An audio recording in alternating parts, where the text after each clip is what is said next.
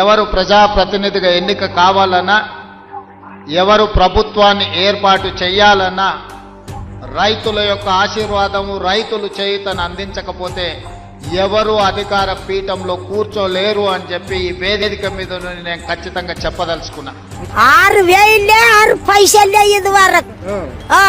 వాడు మనిషి అనాలేనా, గాడిద అనాలేనా, వాడు రేవంత్ రెడ్డి అని పిలవాలేనా, వాడిని ఏమనాలి చెప్పు నువ్వే. ఈయన రైతు బిడ్డ అన్నాడు కదా ఎవరు? రేవంత్ రెడ్డి. వాడు దొంగ, దొంగ, అసలే దొంగ వాడు. ఓటు వేసినావు?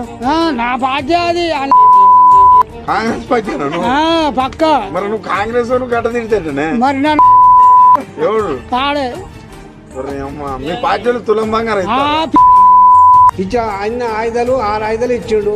ఆడవాళ్ళకి పిరివి పెట్టాడు. కొన్న బుద్ధ విద్య అన్నాడు. ఇక ఇచ్చిన పెంచిన 4,000 ఇస్తారు. 4,000 లేవు, 4 ఆతులు లేవు. ఒక రూపాయి కాదు, ఒక 5 రూపాయల మనం అది చేసింది లేదు. ఓకే, బోనస్లు ఇస్తారా? బోనస్లు లేవు, ఏమీ లేవు. ఒక పూట పని చేయలేదు. ఆయన అన్ని చేసినట్టు దొంగ ఎవరు చేయలే. ఆ దొంగ 4,000 రూపాయలు చేస్తా అన్నాడు, అది చేయలేదు, ఏం చేయలేదు. మరి ఈ విధానంగా గవర్నమెంట్ చేస్తుంది ఈ కాంగ్రెస్ ప్రభుత్వం. ఇప్పుడైతే మా పల్లెటూర్లలో అయితే కాంగ్రెస్ ప్రభుత్వంతో చాలా మోసం.